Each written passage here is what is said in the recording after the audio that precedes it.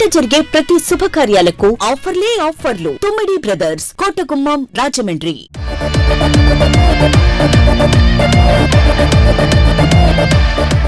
ఇప్పటికీ females message చేస్తుంటారు అమ్మాయిలు అయితే ఇప్పటికి మెసేజ్ చేస్తూనే ఉంటారు.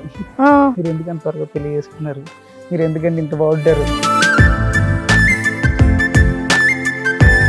ఇంత ఎర్లీగా మ్యారేజ్ చేసుకోవడానికి ఏంటి రీజన్? బట్ మాది యాక్చువల్లీ ఇన్స్టాగ్రామ్ లవ్ స్టోరీ అనమాట. అసలు ఇలా మీరు ఏమైనా యాడ్ కూడా ఇచ్చేయొచ్చేమో ఈ స్టైల్తో. బయట తిరిగేటప్పుడు జనాలు కొంచెం అట్రాక్ట్ అవ్వాలి, ఫోకస్ వెళ్ళాలి కదా. అంటే పైలట్, పోలీస్ ఇవన్నీ అవ్వడం కోసం యాక్టర్ అయిపోయారా? అన్నీ ఒకటేసారి అవ్వలేము కదా. అంటే ఇప్పుడు బుద్ధి ఒక 1 month జాబ్ చేయగానే ఎమోషనల్గా చాలా పెయిన్ఫుల్గా అనిపించే సిచ్యువేషన్. యాక్చువల్లీ నాకు మా నాన్నమ్మ అంటే చాలా ఇష్టం అనమాట. ఆమె చనిపోతే నా లైఫ్లో ఒక పెద్ద పెయిన్ అనమాట.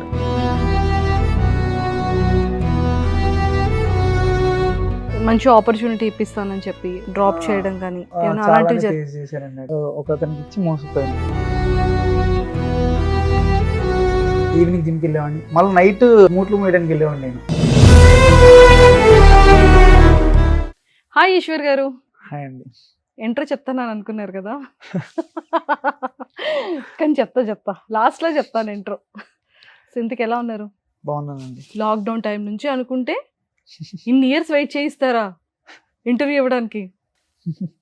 ఏంటి మాట్లాడరా? మాట్లాడతానండి. మరి ఏంటి ఇంకా అంటే కొంచెం బిజీ వల్ల, కుదరకపోవటం వల్ల, టైం సెట్ కాకపోవటం వల్ల కదా. బాడీ అంతా కోట్లో దాచేస్తారేంటి మీరు? అంటే నేను బాడీని బేసిక్ గా అంత ఎక్స్పోజ్ చేయను ఎక్కడ కూడా. అప్పుడప్పుడు వీడియోలో కనిపిస్తుంది, ఎప్పుడో ఒకసారి. రెగ్యులర్ గా అయితే నేను అంత బాడీ ఎక్స్పోజ్ చేసి వీడియోలు, అంత ఫోటోలు అట్లా ఏం పెట్టను నేను. చాలా తక్కువ ఉంటది కానీ లోపల ఉంటది. బేసిక్ గా బాయ్స్ కి బియోడ్ అన్న, ఈ మీసో అన్న, హెయిర్ స్టైల్ అన్న చాలా ఎక్కువ ఫోకస్ చేస్తారు కదా. అఫ్ కోర్స్ మీరు షూట్ గురించి మీరు చేస్తున్నారు అనుకున్నాం, కానీ ఇంత ప్రాపర్ గా అసలు ఇలా మీరు ఏమైనా యాడ్ కూడా ఇచ్చేయొచ్చేమో ఈ స్టైల్తో. అట్లా ఏం లేదండి. అంటే కొంచెం కేర్ చేయాలి కదా. బయట తిరిగేటప్పుడు జనాలు కొంచెం అట్రాక్ట్ అవ్వాలి, ఫోకస్ వెళ్ళాలి కదా. ఈశ్వర్ సాయి ఎవరి అబ్బాయి, ఇప్పుడు ఈశ్వర్ సాయి అని తెలియకపోయినా కూడా ఎవరి అబ్బాయి అని చూడాలి కదా అట్లీస్ట్ జనాలు. బయటకు వెళ్ళగానే జనాల నుంచి ఫోకస్ మీ మీదకి రావాలని చెప్పి సో ఇలా యూనిక్ గా రెడీ అవ్వాలని అనుకుంటున్నారు. అనుకోను, చేస్తాను రెగ్యులర్ గా. అనుకోని చేస్తారు. ఓకే.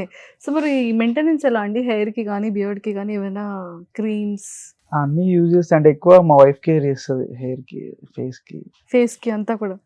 ఎంత లక్కీ అండి మీరు. పాపం తనకి ఏమైనా చేస్తారా మీరు? నేనైతే ఏం చేయను. పాపం అంతా మీ వైఫే చేస్తారు.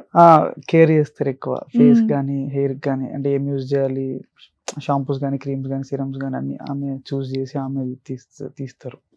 యానిమల్ వచ్చిన తర్వాత ఇంకా ట్రెండ్ అయిపోయింది ఇది కదా. అట్లా ఏం లేదు, మీది బిఫోర్ నుంచి ఉంది, ఎప్పటి నుంచో ఉంది. కానీ యానిమల్ తర్వాత ఇంకా ఎక్కువ మంది బాయ్స్ ఈ స్టైల్ ని లైక్ చేస్తున్నారు. అంటే నాది ఒక కాస్ట్యూమ్ ని బట్టి నేను హెయిర్ రెడీ చేసుకుంటాను. అట్లా కాస్ట్యూమ్ ని బేస్ చేసుకుని కాస్ట్యూమ్ ని బట్టి హెయిర్ రెడీ అవుతుంది. అంటే డిపెండ్స్ ఆన్ కాస్ట్యూమ్ ఏదైనా కూడా, లుక్ ని బట్టి. ఇప్పుడంటే బీడ్ షూట్స్ కోసం అని చెప్పి ఇంత హెవీగా ఉంచాల్సి వచ్చింది, లేకపోతే ఇంత ఉంచను, కండిషన్ బట్టి. ఇప్పుడు నాకు సడన్ గా బీడ్ రిక్వైర్మెంట్ ఉంటే నేను పెంచలేను కదా వెంటనే, అందుకోసం అని చెప్పి ఉంచేస్తా. అట్లా ఏ అవసరం ఉంటే కట్ చేసుకోవచ్చు అని చెప్పి. ఇప్పుడు షూట్కి రిక్వైర్మెంట్ ఉంటే కట్ చేస్తా, లేకపోతే కట్ చేయనట్లు ఉంచుతా. హెయిర్ అయినా బియర్డ్ అయినా, లేకపోతే యూజువల్గా నేను కట్ చేయను. సో ఫైనల్గా ఏంటంటే, ముందు ఈశ్వర్ సాయి గారిది ఫ్యామిలీ బ్యాక్గ్రౌండ్ ఏంటి, ప్రాపర్ ఎక్కడ, సో తను ఇంతకు ముందు ఏం చేసేవాళ్ళు, అంటే ఈ ఇండస్ట్రీలోకి రావాలన్న ఇంట్రెస్ట్ ఏంటి, ఒక్కసారి అది చెప్పేస్తే తర్వాత రిమైనింగ్ నేను అడుగుతాను. మాది గుంటూరు. మమ్మీ స్కూల్ టీచర్, మా డాడీ గోల్డ్ స్మిత్, మా బ్రదర్ చదువుకుంటున్నాడు. నేను స్టడీస్ చదువుకుంటూనే జాబ్ చేస్తూ అట్లా అంటే ఒక్కొక్క ఫినాన్షియల్గా అంత స్ట్రాంగ్గా లేకపోవటం వల్ల నేను చదువుకుంటూ పార్ట్ టైం చేసుకుంటూ, ఎట్ ద సేమ్ టైం నేను స్పోర్ట్స్ మీద ఫోకస్ చేస్తూ ఇంకా అట్లా స్ట్రగుల్స్ ఫేస్ చేస్తూ ఇక్కడ దాకా రావాల్సి వచ్చింది. సో అంటే యాక్టింగ్ వైపు కిందకి ఇలా వెళ్ళింది కాన్సన్ట్రేషన్? నాకు చిన్నప్పటి నుంచి బేసిక్గా నాకు చిన్నప్పుడు ఒక కోరిక ఉండేది. ఒక క్లాస్లో అనుకున్నాను నేను పైలట్ అవ్వాలని, ఒక క్లాస్లో అనుకున్నాను నేను పోలీస్ అవ్వాలనుకున్నాను, ఒక క్లాస్లో అనుకున్నాను ఆర్మీ అవ్వాలనుకున్నాను. అట్లా 10th క్లాస్కి వచ్చేప్పటికి ఏదో ఒకటి అవ్వగలం లైఫ్లో, ఇన్ని అవ్వలేము కదా అని ఒక థాట్ వచ్చింది. యాక్టర్ అయితే పోలా, ఏ వేషం కావాలంటే ఆ వేషం వేయచ్చు, ఏ క్యారెక్టర్ కావాలంటే ఆ క్యారెక్టర్ చేయొచ్చు అని ఒక థాట్ వచ్చింది అనమాట. ఇంకా అలా ఇంకా నాకు ఇంకా యాక్టింగ్ మీద ప్యాషన్ పెరిగిపోయింది. అంటే మీరు అంటే పైలట్, పోలీస్ ఇవన్నీ అవ్వడం కోసం యాక్టర్ అయిపోయారా? అన్నీ అవ్వలేము కాబట్టి. అన్నీ ఒకటేసారి అవ్వలేము కదా. అంటే కిక్ మూవీలో రవితేజ్ అంటారు కదా, కిక్ దొబ్బుద్ది ఒక 1 month జాబ్ చేయగానే. ఇప్పుడు నాకు అట్లాగే ఉంటే అందుకని చెప్పి ఒక యాక్టింగ్ అనుకోండి, డిపెండ్స్ ఆన్ క్యారెక్టర్. మనం ఏమన్నా అవ్వచ్చు, ఒక ఫార్మర్ అవ్వచ్చు, ఒక మెడికల్ షాప్లో పనిచేసేవాడు అవ్వచ్చు, ఒక బార్బర్ అవ్వచ్చు, ఒక కూలోడు అవ్వచ్చు. నైస్ అండి, బాగుంది. సో అంటే ఏదైనా మనం అవ్వచ్చు అనేది అంటే ఒక యాక్టర్ మాత్రమే. బాడీ లాంగ్వేజ్ కావాలంటే చేంజ్ చేసుకోవచ్చు, డిపెండ్స్ ఆన్ క్యారెక్టర్, ఏమైనా చేంజ్ చేసుకోవచ్చు. ఓకే. సో ఫినాన్షియల్ గా స్ట్రాంగ్ గా లేకపోవడంతో ఏది ప్రాపర్ గా చేయలేకపోయారు. యాక్టింగ్ మీద ఫోకస్ చేయలేకపోయాను. ఇన్నాళ్ళు నేను జాబ్ చేసింది ఇట్లా అంటే ఎట్లా అంటే నేను 7th క్లాస్ నుంచి నా ఎర్నింగ్ స్టార్ట్ అయింది. ఎట్లా అంటే నేను 7th నుంచి గుంటూరులో నేను మా డాడీతో పాటు వెళ్ళటం, మనీ ఎర్న్ చేయటం అట్లా చేసేవాడిని తిరుగుతూ. తర్వాత నేను జిమ్ స్టార్ట్ చేస్తూ జిమ్లో ట్రైనర్గా చేయటం స్టార్ట్ చేశాను. ఇంకా అట్లా ట్రైనర్గా స్లో గ్రాడ్యువల్గా పెరుగుతా అట్లా ట్రైనర్గానే నాకు ఒక కెరియర్ అనేది స్టార్ట్ అయింది అనమాట. ఒక మనీ పాత్ అనేది అక్కడి నుంచి నాకు స్టార్ట్ అయింది. ఒక జిమ్ ట్రైనర్, ఫిట్నెస్ ట్రైనర్ కానీ నాకు స్టార్ట్ అయింది. ఇప్పటి వరకు కూడా నేను ఇట్లా నిలబడ్డానంటే నాకు అదే కాపాడింది. నేను నా లైఫ్లో ఒక యాక్టింగ్ కెరియర్కి కోసమే నేను హైదరాబాద్ షిఫ్ట్ అయ్యాను. వచ్చిన తర్వాత నేను నా లైఫ్లో ఒక రిగ్రెట్ ఫీల్ అయింది ఎప్పుడంటే, యాక్టింగ్కి వచ్చాను ఇట్లా అయిపోయింది లైఫ్ అన్నప్పుడు. ఒక 1 year నేను వేస్ట్ చేశాను. ఒక ప్రొడక్షన్ ఆఫీస్లో ఒక 1 year ఇన్హౌస్గా చేసి నా టైం వేస్ట్ చేశాను అనిపించింది అక్కడ. అప్పుడు నేను చాలా రిగ్రెట్ ఫీల్ అయ్యాను. 1 year నేను ఫినాన్షియల్లీ వీక్ అయిపోయాను. ఎట్ ద సేమ్ టైం నేను అనుకున్న టార్గెట్ రీచ్ కాలేదు. ఏమన్నా ప్రాజెక్ట్స్ ఏమైనా చేశానంటే అవి వెనక్కి తిరిగి చూసుకుంటే అవి ఏం లేవు. ఒక 1 year వేస్ట్ అయిపోయింది. ఆ 1 year వేస్ట్ అవ్వడంతో పాటు ఒక 2-3 years వెనక్కి వెళ్ళిపోయాను నేను. అప్పుడు దాకా నేను ఫినాన్షియల్లీ స్ట్రాంగ్ ఉన్నాను. అట్లా ఇంకా 2-3 years వెనక్కి వెళ్ళిపోయాను అనమాట. ఆ సేవింగ్స్ అదంతా ఆ 1 yearలో పెట్టాను. ఇంకా తర్వాత ఇప్పుడు నేను మళ్ళీ స్టేబుల్ అవుతున్నాను ఫినాన్షియల్గా.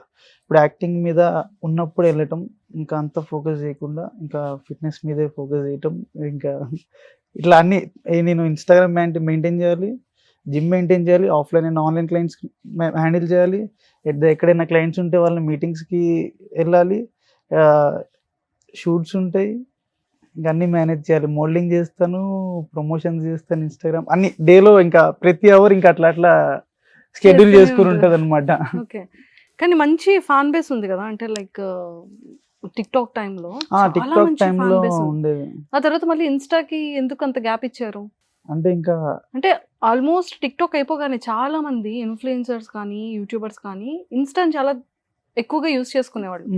వాళ్ళ ఫేమ్ ని వెంటనే ఇటు ఇన్స్టాకి షిఫ్ట్ చేశారు. మరి మీరు ఎందుకని అంత టైం టేకెన్ ప్రాసెస్ అయింది? మంచిగా మీ వైఫ్ తో సూపర్ కాన్సెప్ట్ లవ్ వీడియోస్ చేసేవాళ్ళు, ఎంత మంచిగా. ఇప్పుడు కెరియర్ మీద ఫినాన్షియల్ గా కూడా కొంచెం స్ట్రాంగ్ ఉండాలి కదా, అంత టైం ఉండాలి కదా ఫస్ట్. ఇప్పుడు కూడా నేను ఇన్స్టాగ్రామ్ లో రెగ్యులర్ పోస్టులు చేయలేకపోతున్నాను, ఎందుకంటే I'm not strong financially still now. అందుకని చెప్పి నేను ఇంకా అంత ఫోకస్ చేయలేకపోతున్నాను. రీల్ చేయడానికి నాకు టైం దొరకట్లేదు. ఫస్ట్ ఆ షూట్స్ అని చెప్పి పొద్దున్న జిమ్ అని, తర్వాత ఆన్లైన్ క్లయింట్స్. నేను పొద్దున్న 5 o'clock లేస్తే నైట్ పడుకునేటప్పటికి, ఇప్పుడు ప్రెసెంట్ సిచ్యువేషన్ అయితే 3-3:30 డైలీ నైట్, మళ్ళీ పొద్దున్న 5:30కి లేవాలి. ఇంకా మధ్యలో స్లీప్ ఉండదు. ఇంకా అట్లాగే డైలీ ఎట్లాగే నడుస్తుంది. ఇంకా ఆ టైంలో నాకు రీల్ చేసే టైం కూడా ఉండట్లేదు. నేను రీల్ చేయాలి, ఏమన్నా ప్రమోషన్ రీల్ చేయాలన్నా కూడా రేపు షెడ్యూల్ ఇవాళ ప్లాన్ చేసుకుంటాను నేను. 1 గంటలో ఇది అయిపోవాలి, 1 గంటలో ఇది అయిపోవాలి, 1 గంటలో ఇక్కడికి వెళ్ళాలి, 1 గంటలో ఇక్కడికి వెళ్ళాలి. వెంటనే మళ్ళీ 6 కల్లా ఆన్లైన్ సెషన్ ఉంటే మళ్ళీ ఆన్లైన్ సెషన్ కనెక్ట్ అవ్వాలి, మళ్ళీ 7కి నాకు ఆఫ్లైన్ ఉంటే మళ్ళీ అటు నుంచి ఇంకో జిమ్కి వెళ్ళాలి. అట్లా ఉంటుంది అనమాట షెడ్యూల్ అనేది నాది. చాలా బిజీ అయితే మీరు ఈరోజు చాలా టైం వేస్ట్ అయిపోయింది పాపం. ఎస్, ఇంత ఎర్లీగా మ్యారేజ్ చేసుకోవడానికి ఏంటి reason? But me love story ఒకసారి మాకు కూడా వినాలని ఉంది. ఆ లవ్ స్టోరీ కోసం చెప్పాలంటే, మాది యాక్చువల్లీ ఇన్స్టాగ్రామ్ లవ్ స్టోరీ అనమాట. యాక్చువల్లీ ఫస్ట్ మా వైఫే నన్ను చూశారు, ఇక్కడ టిక్టాక్లో చూశారు. చూసి నాకు మెసేజ్ చేశారనమాట. ఇన్‌స్టాగ్రామ్‌లో మెసేజ్ చేశారు. నేను చూడలేదు. 2 డేస్ తర్వాత చూసి నేను హాయ్, హలో అని స్టార్ట్ చేశాను. మళ్ళా ఆమె ఒక 2 డేస్ తర్వాత హాయ్ అని స్టార్ట్ చేసింది. ఇంక మళ్ళీ నేను 2 డేస్ తర్వాత అట్లా టైమ్ టేకెన్ ప్రాసెస్ అనమాట. ఇంక అట్లా క్లోజ్ అయ్యాం. అట్లా ఆమె కూడా లవ్ చేస్తుంది. బాగా కేర్ చేసేదనమాట. నాకు అది నచ్చింది. నాకు లైఫ్‌లో కేర్ చేసే వాళ్ళు దొరుకుతారా లేదా అనే ఒక క్యూరియాసిటీతో ఇంకా నేనేం చేశానంటే ఇంకా చూస్తున్నా. ఇంకా నాకు ఆమె కన్నా ఇంకా కేర్ చేసే వాళ్ళు ఎవరు కనిపించలేదు నాకు. ఇంకా ఓహ్! అంటే ఇంకా మీరు కూడా కేర్ చేసేవాళ్ళు ఎక్కడున్నారు అనేది సెర్చ్ చేశారనమాట. అంటే సెర్చ్ సెర్చ్ చేసి అంటే ఇంకా ఫైనల్‌గా ఆమెని ఫైనలైజ్ పాయింట్ ఇంకా చేసుకున్నారు. నాకు దొరకరు ఇంకా అట్లాంటి వాళ్ళు ఇంకా అంత కేరింగ్ పర్సన్. ఇంకా ఇప్పుడు నేను ఏం చేయాలన్నా కూడా నేను మా వైఫ్‌కి చెప్తానన్నమాట ఫస్ట్. ఇవాళ ఇది చేద్దాం అనుకుంటున్నా, కరెక్టేనా కాదా? నేను బేసిక్‌గా జనాల్లోకి అంత ఫాస్ట్‌గా వెళ్ళలేను. అంత త్వరగా ఎవరితో మాట్లాడలేను కూడా నేను. కొంచెం ఇంట్రోవర్ట్ అనుకోండి. అట్లా అంటే మరీ అంత ఇంట్రోవర్ట్ కాదు. యాంబివర్ట్ అనుకోండి. అంటే పరిచయం అయితేనే మాట్లాడగలుగుతా. పరిచయం లేకపోతే అసలు ఎంతసేపు అయినా సైలెంట్‌గానే కూర్చుంటాను గానీ ట్రై కూడా చేయను మాట్లాడటానికి. నాకు భయమేస్తది ఫస్ట్. స్టేజ్ ఫియర్, భయం. ఇప్పుడు ఇక్కడ కూర్చోవాలన్నా కూడా నాకు ఫస్ట్ అట్లా కూర్చొని కాసేపు ఆలోచించుకుంటూ ఏం కాదు. మా వైఫ్ కూడా ఫోన్ చేసి ఏం కాదు, నువ్వు టెన్షన్ పడకు, అంతా బాగానే ఉంటది. నువ్వు ఫస్ట్ టెన్షన్ పడకు, వాటర్ తాగు, కూర్చో అని చెప్తదనమాట ఫోన్. 5 మినిట్స్‌కి ఎలా ఉన్నావు? బాగున్నావా? పొద్దున్నుంచి ఏం తినలేదు, తిన్నావా? నిద్ర లేదు, నిద్ర వస్తుందా? ఎలా ఉంది? అని అడుగుతూ ఉంటది 5 మినిట్స్‌కి ఫోన్ చేసి. ఇంకా అంతకన్నా కేరింగ్ నాకు ఇంకెక్కడ దొరకదనమాట. సూపర్. ఎక్సలెంట్ అండి. ప్రతి బాయ్‌కి కావాల్సింది ఏంటంటే బ్యూటీ కన్నా అంటే ట్రూగా లవ్ చేసే ఏ బాయ్‌కైనా వన్స్ కావాలనుకునేది only support and understanding and caring. ఈ 3 ఉంటే ఏ బాయ్ అయినా సరే ఇంకా సపోర్టింగ్ విషయంలో అయితే నేను చెప్పక్కర్లేదు. చాలా సపోర్ట్ చేస్తది నన్ను. బాగుంది. ఎమోషనల్ అవుతున్నారా? లేదండి. అంటే వైఫ్ గురించి చెప్తూ ఎన్ని ఇయర్స్ అయింది మ్యారేజ్ అయ్యి? 4.5 ఇయర్స్ అవుతుందండి. Almost 4.5 years successful. అంటే బేసిక్‌గా ఎవరికి తెలీదు. 2 ఇయర్స్ బ్యాకే తెలిసిందనమాట. యాక్చువల్లీ మాది ఎట్లా అంటే మేము మ్యారేజ్ చేసుకున్నాము. ఎవరికి చెప్పలేదు. నేను మా వైఫ్ ఇంట్లో వాళ్ళ ఇంట్లో ఓకే, మా ఇంట్లో ఓకే, అంతా ఓకే. కాకపోతే మేము మా ఇంట్లో చెప్పలేదు, వాళ్ళ ఇంట్లో చెప్పలేదు. మేము మ్యారేజ్ చేసుకున్నాం. ఎందుకు? ఒక నమ్మకం రావాలి. నేను ఈ ఫీల్డ్‌లో ఉన్నాను. తనకి ఒక నమ్మకం అనేది రావాలి. వీడు ఎటు పోకూడదు, నా దగ్గర ఉంటాడు అనే ఒక నమ్మకం రావాలి కాబట్టి ఇంకా మ్యారేజ్ చేసుకుందాము. మనకంటూ ఒక నమ్మకం వస్తది. ఇంకా లైఫ్ ఇంకా ఎప్పటికైనా ఆగాల్సిందే. ఎప్పటికైనా ఎంత ఎంజాయ్‌మెంట్ చేసినా ఒకళ్ళ దగ్గర ఆగాల్సిందే. ఎప్పటికైనా ఇంకా స్టక్ అవ్వాల్సిందే. అవును. ఎన్నాళ్ళు ఎంజాయ్ చేస్తాం. ఇంకా అట్లా నడుస్తూ ఇంకా ఒక డే పెళ్లి చేసుకున్నాం. ఇంకెవరికి చెప్పలేదు. మేము అది కూడా ఏం చేయాలా, లైఫ్‌లో ఒకసారి పెళ్లి పేరెంట్స్ వస్తది. ఒప్పుకున్నాకే ఒప్పుకున్నాకే. కాకపోతే మేము ఇంట్లో చెప్పలేదు. ఇంట్లో మళ్ళా చేసుకుందాంలే, మళ్ళా చెప్పి ఇంకోసారి ఏమన్నా ఒప్పించి చేసుకుందాంలే పేరెంట్స్ ఎవరికి చెప్పకుండా ముందు చేసేసుకున్నారు చేసేసుకున్నాం పెళ్లి. పెళ్లి. ఓ ఎలా చేసుకున్నారండి? ఎక్కడ? చెప్తాను టెంపుల్‌లోనా? వినండి. లైఫ్‌లో ఒకసారి పెళ్లి వస్తది. ఫస్ట్ టైం పెళ్లి చేసుకుంటున్నాం. అది కూడా గ్రాండ్‌గా ఉండాలి. ఏం చేయాలి? అప్పుడు మేము లాక్డౌన్ స్టార్టింగ్‌లో ఫస్ట్ లాక్డౌన్ అప్పుడే స్టార్ట్ అవుతుంది. అప్పుడే ఈ కర్ఫ్యూలు అవి స్టార్ట్ అవుతున్నాయి. స్లో స్టార్ట్ అవుతున్నాయి. నేను అప్పుడు వైజాగ్‌లో ఉన్నాను. ఇంకా మంచిగా చేసుకుందాము. ఫస్ట్ టైం పెళ్లి, రిజిస్టర్ మ్యారేజ్‌లు, యారీ సమాజులు ఇవన్నీ వద్దు మనకి అని చెప్పి ఒక కళ్యాణ మండపం బుక్ చేసాం. పెద్ద కళ్యాణ మండపం. అంటే ఎంటైర్ ఫ్యామిలీ మెంబర్స్ అందరిని పిలిచి చేసుకోవాలనుకున్నారు. లేదు. మేమిద్దరమే చేసుకుందాం అనుకున్నాము. మీ ఇద్దరు పెళ్లికి అంత పెద్ద కళ్యాణ కళ్యాణ మండపం బుక్ చేసాము. అక్కడ హార్డ్లీ వచ్చింది ఎంతమంది అంటే ఒక 5-6 మెంబర్స్ వచ్చుంటారు అంతే. ఒక పంతులు, ఒక హెల్పర్, ఫ్రెండ్స్ ఒక 5 మెంబర్స్ అంతే. ఒక పెద్ద కళ్యాణ మండపం బుక్ చేసుకున్నాం. అంటే ఇంకా లైఫ్‌లో మళ్ళీ మేము పెళ్లి చేసుకుంటాం లేదు, ఇంట్లో వాళ్ళు ఒప్పుకున్న తర్వాత కూడా ఇంకెందుకు డబ్బులు వేస్ట్, ఆల్రెడీ చేసుకున్నారు కదా అంటారేమో అనే ఆలోచనలో మెమరీస్ ఉండాలి కదా లైఫ్‌లో. రేపొద్దున పిల్లలకి చూపించుకోవాలన్నా మేము ఇట్లా చేసుకున్నాం. మరీ గుడిలో పెళ్లి చేసుకున్నాం ఫోటోలు ఎక్కడున్నారు అని అడిగితే ఏం చెప్పాలి అని చెప్పి మేము ఒక మంచి కళ్యాణ మండపంలో మంచి గ్రాండ్‌గానే చేసుకున్నాం పెళ్లి. కాకపోతే ఎక్కువ మంది లేరు, మేమే ఉన్నాం. తర్వాత ఇంట్లో వాళ్ళకి ఆ ఫోటోలన్నీ చూపిస్తే అవునా ఇలా చేసావా నువ్వు, ఒక మాట మమ్మల్ని పిలిస్తే మేము కూడా వచ్చేవాళ్ళం కదా, మేము రానని చెప్పాము ఎప్పుడైనా, మేము ఒప్పుకోలేదా, అసలు ఎందుకు చేసావు ఇట్లా? ఇప్పుడు ఫైనల్ గా పేరెంట్స్ కి తెలిసి మళ్ళీ బోత్ ఫ్యామిలీస్ కలిపి చేసుకున్నారా లేదా మ్యారేజ్? మళ్ళీ ఇంకేం చేసుకోలేదు. మా లాంటి వాళ్ళందరికీ పిలిస్తే వచ్చేవాళ్ళం కదండి. మా మమ్మీ వాళ్ళు కూడా అదే చెప్పారు. వాళ్ళ మమ్మీ వాళ్ళు, మా పేరెంట్స్ అందరూ కూడా అదే చెప్పారు. చెప్పుంటే వచ్చేవాళ్ళం కదా, ఎలాగో కళ్యాణ మండపం బుక్ చేశారు, అంత బాగా చేసుకున్నారు. సో ఫైనల్ గా పెళ్లి అనేది కళ్యాణ మండపంలో మనకి మెమరీస్ కోసం ఫొటోస్, వీడియోస్ ఉంటే చాలు, ఎవరితో సంబంధం లేదు అనుకున్నారు. అంటే మేము మళ్ళీ తర్వాత చేసుకుందాం అనే థాట్ థాట్ లో ఇంకొకలా. యాక్చువల్లీ మా వైఫ్ అంటే ఇక్కడ క్రిస్టియన్. చూసారా ఎంత ఒకరి మీద ఒకరికి ఎంత లవ్ అండ్ ఎఫెక్షన్ ఉందో. అంటే ప్రపంచంతో సంబంధం లేకుండా, షాడోస్ తో సంబంధం లేకుండా, ఎవరితో పంతులు ఉండాలన్న మాత్రం మహానుభావులు. అంటే అట్లాని కాదండి, ఒకరి మీద ఒకరికి నమ్మకం పెరగటానికి. ఇంకా నేను ఎక్కడో గుంటూరులో ఉంటాను, ఆమె ఎక్కడో వైజాగ్లో ఉంటుంది. నేను యాక్టింగ్ ఫీల్డ్ లో తిరుగుతాను, ఫిట్నెస్ ఎక్కడ ఫీల్డ్ మిస్ తిరుగుతాను. అయిపోతారో భయం. ఎక్కడ మిస్ అయిపోతారు, ఆమెకు భయం ఉండొచ్చు, నేను ఆమెకు నమ్మకం ఇవ్వలేకపోతున్నానే అనే ఒక నాకు కూడా కొంచెం భయం ఉందన్నమాట. అందుకని చెప్పి ఇంకా చేసేసుకుందాము అని చెప్పి ఇంకా ఫిక్స్ అయ్యి మంచిగా చేసుకున్నాం. తర్వాత చేసుకుందాం అనుకున్నా, ఇంకెందుకు ఇన్ని ఇయర్స్ అయిపోయింది, 3 ఏళ్ళు అయిపోయింది, ఇంకెందుకు, ఇంకా అందరికి తెలిసిపోయింది, ఇంకెందుకు అని చెప్పి ఇంకా లైట్ తీసుకున్నాం. ఇంకా సో ఫైనల్లీ అంత గ్రాండ్ గా మ్యారేజ్ చేసుకున్నారు, అంటే ఎవరు లేకుండా ఎవరు లేకుండా కూడా అంత గ్రాండ్ గా చేసుకోవచ్చు. గుర్తుపెట్టుకోండి, పేరెంట్స్ లేకుండా, ఫ్రెండ్స్ ఎక్కువగా లేకుండా, జస్ట్ ఒక పంతులు గారు, ఒక హెల్పరు, ఒక 4 ఫ్రెండ్స్, వీళ్ళిద్దరు, అంతే కదండి. పెళ్లి కూతురు పెళ్లి కొడుకు ఫుల్ గ్రాండ్ గా అయిపోతుంది పెళ్లి. నైస్ అండి, చాలా బాగుంది. సో ఫస్ట్ ప్రపోజల్ ఎవరు చేశారు, మీరా మీ మిస్సెసా? ఫస్ట్ ఆమె చేద్దాం అనుకునే లోపు నేనే చేసాను అనమాట. సో ఇప్పుడు తను రెడీ టు కన్సీవ్ కదా, ఇంకా 3 months లో. సూపర్ అండి.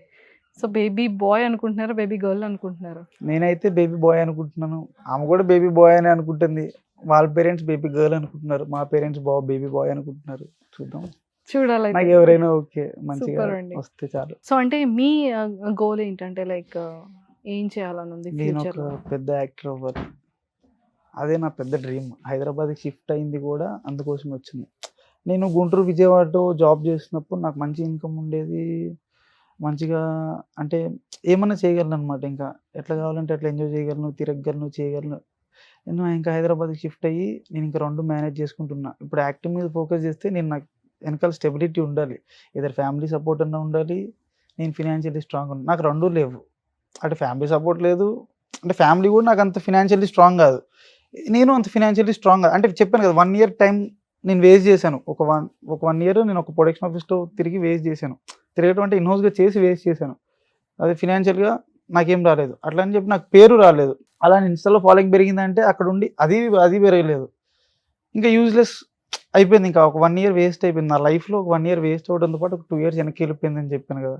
నేను బాగా సేవింగ్ చేసుకున్న డబ్బులు, మనీ, ఇంకా కష్టపడిందంతా అయిపోయింది. సో మీకేమైనా సరే మంచి ఆపర్చునిటీ ఇప్పిస్తానని చెప్పి సీరియల్స్ అవ్వచ్చు, ఫిలిమ్స్ అవ్వచ్చు, వెబ్ సిరీస్ అవ్వచ్చు, ఇలాంటి ఏదైనా ఆపర్చునిటీ ఇస్తానని డ్రాప్ చేయడం కానీ చాలానే ఫేస్ చేశానండి అట్లాంటివి. మీరు చాలా స్ట్రాంగ్ ఎమోషనల్ గా చాలా పెయిన్ఫుల్ గా అనిపించే సిచ్యువేషన్ ఏంటి? పెయిన్ఫుల్గా అనిపించే సిచ్యువేషన్ అంటే యాక్చువల్లీ నాకు మా నాన్నమ్మ అంటే చాలా ఇష్టం అనమాట.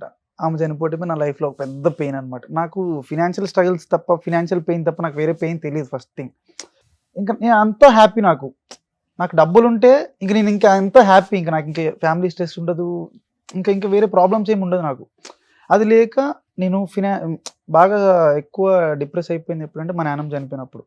మా నాన్నమ్మ ఇంకా నాకు ఫ్రెండ్ లాగా, ఇంకా ఆమెతోనే నా లైఫ్ ఎక్కువ ట్రావెల్ చేశాను అనమాట. మా పేరెంట్స్తో కన్నా కూడా ఎక్కువ నేను ట్రావెల్ చేసింది మా గ్రాండ్ మదర్తో. నేను విజయవాడలో జాబ్ చేసేవాడిని, మా పేరెంట్స్ వాళ్ళు గుంటూరులో ఉండేవాళ్ళు. ఆమె నా కోసం అని చెప్పి విజయవాడలో వచ్చి ఉంది ఇంకా నా కోసం. ఇంకా నేను ఎన్ని ఇయర్స్ ఉంటే అన్ని ఇయర్స్ అక్కడే ఉంది, నాకు వండి పెట్టుకుంటూ నా కోసం ఉంటూ అట్లా. నేను ఏదైనా ఊరు వెళ్ళాలంటే కూడా ఆమె నన్ను తీసుకెళ్ళేది చిన్నప్పుడు. విజయవాడ వెళ్ళాలన్నా, తిరుపతి వెళ్ళాలన్నా, కాకినాడ వెళ్ళాలన్నా, రాజమండ్రి వెళ్ళాలన్నా, ఎక్కడ వెళ్ళాలన్నా ఆమె, ఎక్కడికి వెళ్ళాలన్నా ఆమె తీసుకెళ్ళేది. నేను ట్రిప్ వెళ్ళాలి, హాలిడేస్ వస్తున్నాయి, రేపు సమ్మర్ హాలిడేస్ అంటే ఆ ముందు రోజు ప్లాన్ వేస్తుంది, రేపు ఎక్కడికి వెళ్దాం సాయి, రేపు ఎక్కడికి వెళ్దాం అని చెప్పి ఆమె బస్సు ఎక్కించుకొని తీసుకెళ్ళి వెళ్ళిపోయేది. అట్లా దసరా హాలిడేస్ కానీ, సంక్రాంతి హాలిడేస్ కానీ, నా స్కూల్ డేస్, కాలేజ్ డేస్, ఇంకా నా జాబ్ చేసినంత సేపు నేను ఆమెతోనే ఎక్కువ పెరిగాను అనమాట. ఆమె నాకు ఎక్కువ ఆనందం తినిపించేది. మా మమ్మీ స్కూల్ టీచర్, బిజీ ఉంటుంది ఆమె స్కూల్లో ఉంటుంది. మధ్యాహ్నం నేను ఇంటికి వచ్చి తినేవాడిని అన్నం, మధ్యాహ్నం లంచ్ బ్రేక్లో ఇంటికి వచ్చి లంచ్ చేసేవాడిని. ఆమె తినిపించేది నాకు రోజు ఫుడ్.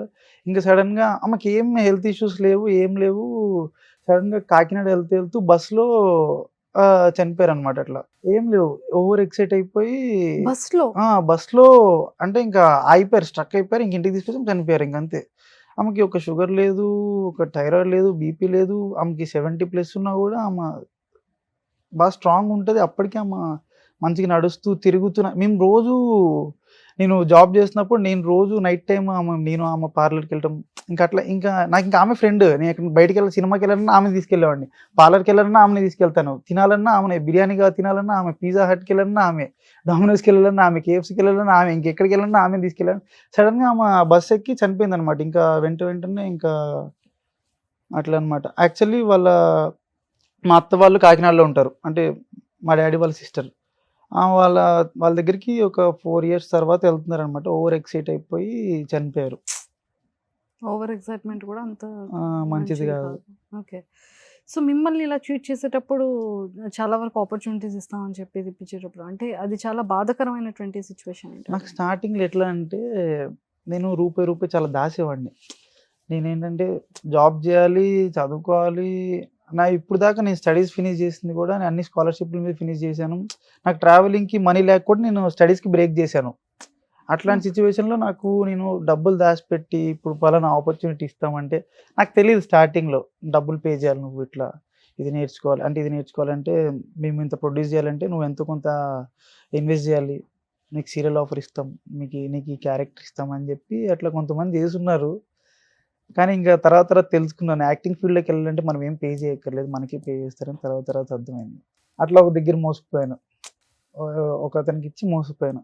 తర్వాత ఏంటంటే నేను ఒక 30,000 తగ్గించాను, అది అయిపోయింది. తర్వాత నేను ఒక 20,000 దాచిపెట్టాను. ఇంకా తర్వాత మా పేరెంట్స్ని అడిగితే 5,000 అట్లా పోగు చేసి ఒక 30,000 దాచి నేను ఫిట్నెస్ ఫీల్డ్లో ఉన్నాను కదా, నాకు ఏదో కోర్స్ చేయాలి.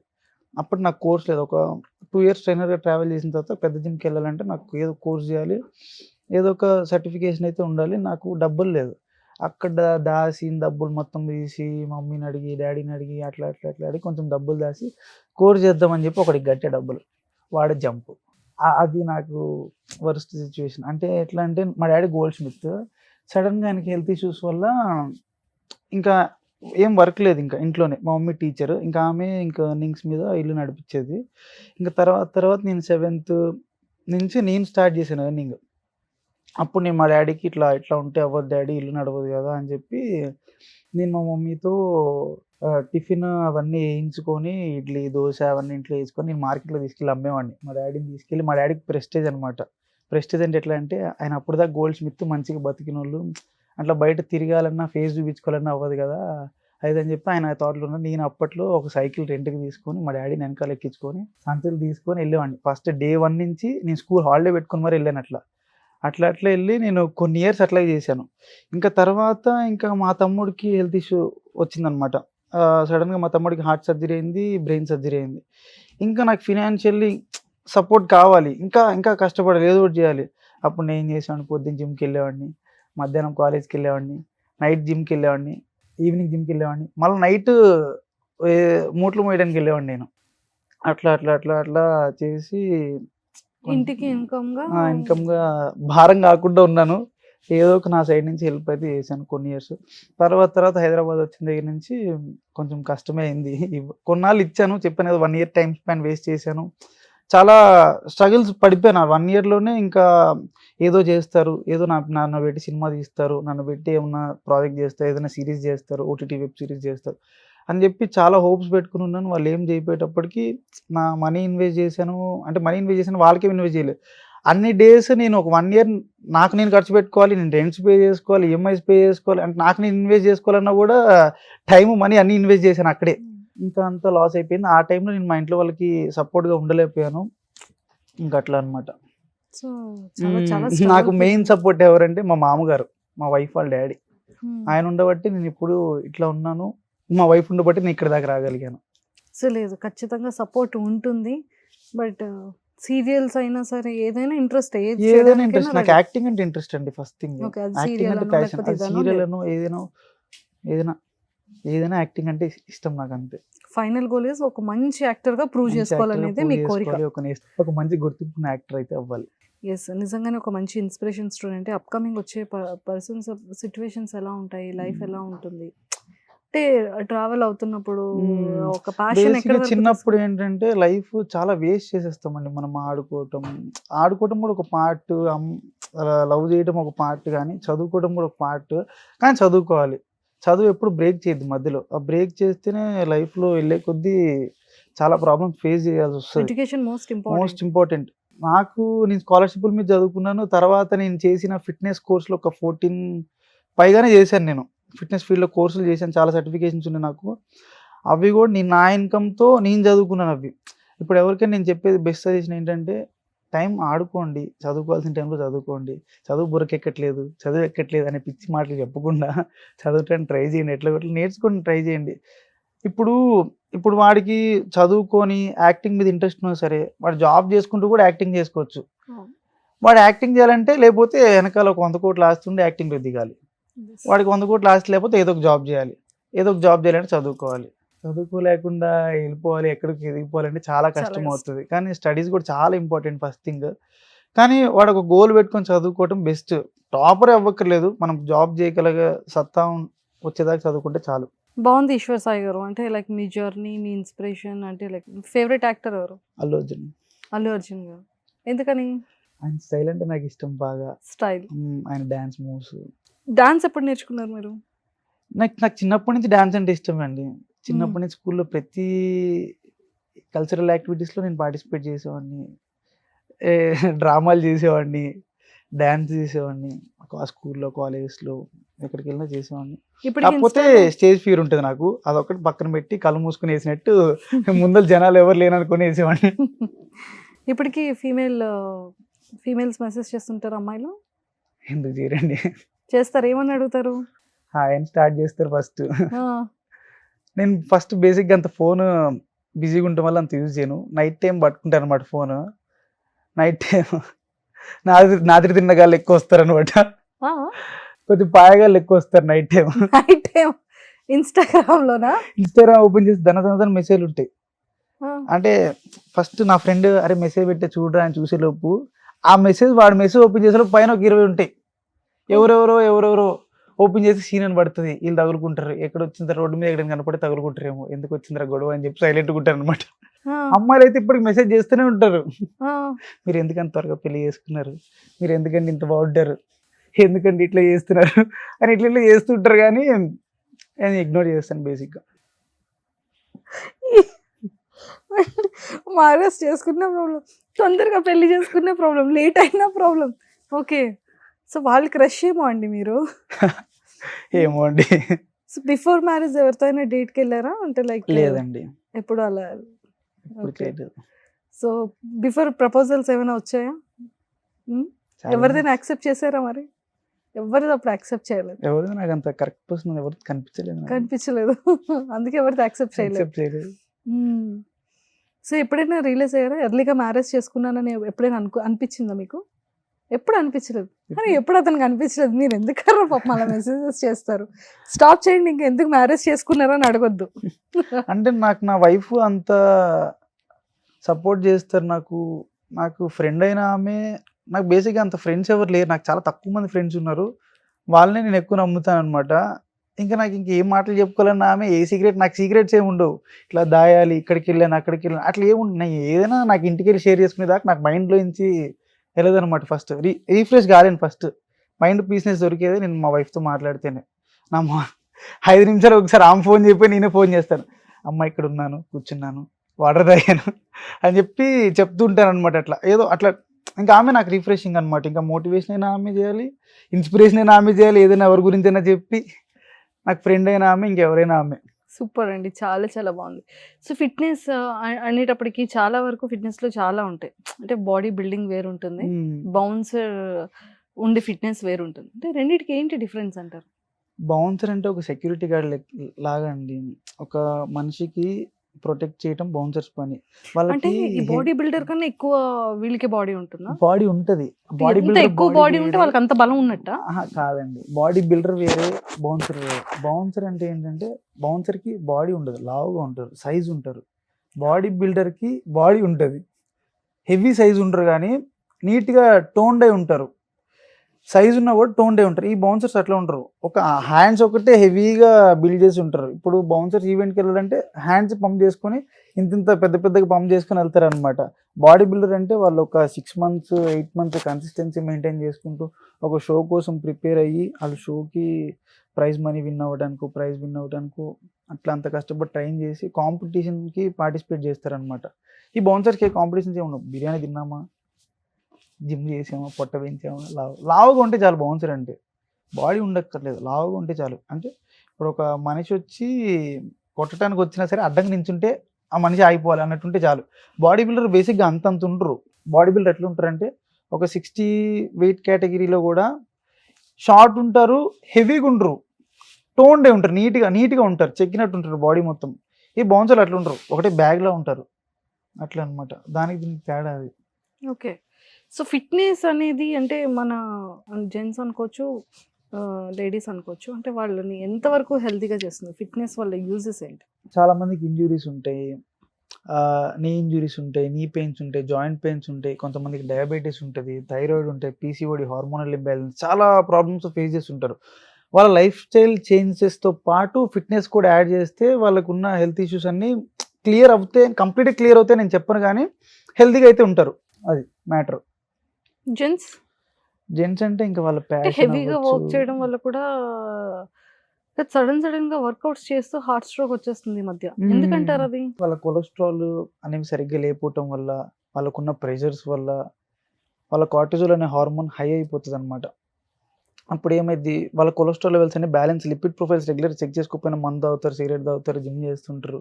వాళ్ళకి ఏంటంటే వాళ్ళ హార్ట్ అంత పంప్ చేయలేదు, వాళ్ళకి ఏంటి బ్లడ్ థిక్నెస్ కూడా పెరిగిపోతుంది, బ్లడ్లో కొలెస్ట్రాల్ పెరిగిపోవడం వల్ల వాళ్ళంత అంత బేర్ చేయలేదు అనమాట వాళ్ళ హార్ట్ అనేది. అప్పుడు ఏంటి, వాళ్ళకి ఎంత వర్కౌట్ చేయించాలి అంతే వర్కౌట్ చేయించాలి. ఇప్పుడు మందు తాగొద్దంటే వాడు మనకి తాగలేదని చెప్తాడు, కానీ వాడు ఎన్ని తాగుతున్నాడు, బయటికి వెళ్ళి ఏం తింటున్నాడు, స్వీట్లు ఎన్ని తింటున్నాడో తెలియదు కదా మనం. ఇప్పుడు మనం ఓవర్ ట్రైన్ చేయడం వల్ల ఏమైంది అంటే వాళ్ళ హార్ట్ రేట్ అనేది పెరిగిపోతుంది కదా, వాళ్ళ హార్ట్ బేర్ చేయలేదు, అంత వర్కౌట్ని బేర్ చేయలేదు. అప్పుడు ఏమవుతుంది, సడన్గా హార్ట్ స్ట్రోక్, కార్డియాక్ అరెస్ట్ లాంటివి వస్తుంటాయి. ఇంకా సో కార్డియో థ్రెడ్మిల్ ఎంతసేపు చేయొచ్చు ఒక పర్సన్? డిపెండ్స్ ఆన్ క్యాలరీస్ అండి. ఓకే. మీరు తినేదానికన్నా ఒక 100 క్యాలరీలు ఎక్స్ట్రా బర్న్ చేసినా కూడా మీరు వెయిట్ లాస్ అనేది అవుతారు. కాకపోతే దానికి ఒక క్యాలిక్యులేషన్ ఉంటుంది, దాన్ని బట్టి మీరు చేస్తే సరిపోతుంది. ఎక్కువ చేస్తే మీకు నీరసం వస్తుంది. తినకుండా మీరు ట్రెడ్మిల్ మీద నడిచి ఒక 10 కిలోమీటర్లు 20 కిలోమీటర్లు యూజ్ ఉండదు. తింటూ మీకు సరిపడా క్యాలరీస్ తీసుకుంటూ సరిపడా క్యాలరీస్ బర్న్ చేస్తేనే మీరు వెయిట్ లాస్ అవుతారు. మీరు ట్రెడ్మిల్ అయినా కూడా మీకు ఎండ్యూరెన్స్ని పెంచుతుంది, ఎట్ ద సేమ్ టైం మీకు ఎక్కువసేపు అవసరం లేదు, మీకు సరిపడా చేస్తే సరిపోతుంది. దాంతోపాటు మీకు స్ట్రెంత్ ట్రైనింగ్ కూడా కావాల్సి వస్తుంది, వెయిట్ ట్రైనింగ్ కూడా కావాల్సి వస్తుంది. ఎందుకు, మీకు కార్డియో వస్తే ఎండ్యూరెన్స్ పెరుగుతుంది, స్ట్రెంత్ పెరగదు. వెయిట్ ట్రైనింగ్ చేస్తే స్ట్రెంత్ పెరుగుతుంది. మీకు జాయింట్ పెయిన్స్, నీ పెయిన్స్ ఇట్లాంటివి రాకుండా అంటే మీకు స్ట్రెంత్ ట్రైనింగ్ చేయాలి. రెగ్యులర్గా మీరు కార్డియో ఎందుకు చేస్తారు, ఉన్న ఫ్యాట్ని బర్న్ చేయడానికి, క్యాలరీస్ బర్న్ చేయడానికి మీరు కార్డియో చేస్తారు. దానికి మీకు సరిపడా చేస్తే సరిపోతుంది, ఎక్కువ చేయక్కర్లేదు. 2 hours 3 hours అవసరం లేదు. ఇప్పుడు ఎవరికైనా డ్రాస్టిక్ చేంజ్, షూట్ ఉంది, వెంటనే కాంపిటీషన్స్కి వెళ్ళే వాళ్ళకి ఏంటంటే తగ్గిపోవాలి, 1 weekలో కాంపిటీషన్ ఉంటుంది, అప్పుడు వాళ్ళకి తప్పదు. ఇంకా వాళ్ళు తినేదానికన్నా 500-600 క్యాలరీస్ 700-800 క్యాలరీస్ ఎక్స్ట్రా బర్న్ చేయాల్సి వస్తుంది. అప్పుడు ఏం చేస్తారు, 2 hours ట్రెడ్మిల్ చేస్తారు, కంపల్సరీ చేయాల్సి వస్తుంది. ఇంకా సో ఫైనల్లీ అంటే ఫిట్నెస్ కూడా చాలా ఇంపార్టెంట్ ప్రతి ఒక్క పర్సన్ కి కూడా. మీరు ఇప్పటికీ కూడా ఫిట్నెస్ ట్రైనర్ గానే వర్క్ చేస్తున్నారు Manikonda. Super. Thank you Eshwar గారు. అంటే లైక్ మంచి జర్నీ. సో ఎన్ని ప్రాబ్లమ్స్ ఫేస్ చేశారు, ఫ్యామిలీకి ఎలా సపోర్ట్ ఉన్నారు, ఒక వైఫ్ రిలేషన్కి ఎంత మీనింగ్ఫుల్ ఉంది. అన్నిటికన్నా నాకు బాగా నచ్చింది ఏంటంటే మీ మ్యారేజ్. పెద్ద ఫంక్షన్ హాల్ బుక్ చేసుకొని సో 5-6 members-తో పెళ్లి చేసుకోవడం అంత గ్రాండ్గా. అంటే అప్పుడు కరోనా అప్పుడప్పుడే స్టార్ట్ అవుతుంది, పేరెంట్స్ కి కూడా చెప్పకుండా చేసుకున్నా. అది నాకు చాలా, నేను ఫస్ట్ ఆ విషయం కూడా చెప్పింది మా నాన్నమ్మకి, ఇట్లా లవ్ చేశానని చెప్పింది కూడా ఫస్ట్ మా నాన్నమ్మకి, పెళ్లి చేసుకుని చెప్పింది కూడా. నా సీక్రెట్స్ అని షేర్ చేసుకుంటే ఇంకా ఆమెతో మా ఇంట్లో షేర్ చేసుకున్నాను. నాకు మా ఇంట్లో వాళ్ళకి అడ్డగోడగా నిలబడేది మా నాన్నమ్మే. ఏం చెప్పాలని నేను ఆమెతోనే ఫస్ట్ ఏమన్నా పిచ్చి పని చేసినా, ఎక్కడైనా ఏదన్నా రోడ్ మీద ఏమన్నా చెత్త పని చేసినా కూడా ఫస్ట్ నేను వెళ్ళి నానమ్మ ఇలా చేశాను. ఇక్కడ నేను కింద పడ్డాను అనుకోండి, సైకిల్ మీద దెబ్బలు తేను, ఫస్ట్ నానమ్మ కింద పడ్డాను, దెబ్బలు తేని, ఇంట్లో చెప్పు కానీ ఇట్లా చెప్తాను. ఎంత హార్డ్ వర్క్ చేశారు, ఇప్పుడిప్పుడే స్టార్ట్ అవుతుంది. ఆ. ఇంకా 2024 ఇట్స్ న్యూ బిగిన్స్ అందరికీ కూడా. అవును. నిజంగానే మంచిగా సెటిల్ అవుతారు, మంచి థ్యాంక్ ఆపర్చునిటీస్ యూ, థ్యాంక్ వస్తాయి. యూ అండి. సో ఇంకా మంచిగా, ఇంకా ఫిట్నెస్ మీద ఇంకా చాలా మంచి వర్డ్స్ చెప్పారు.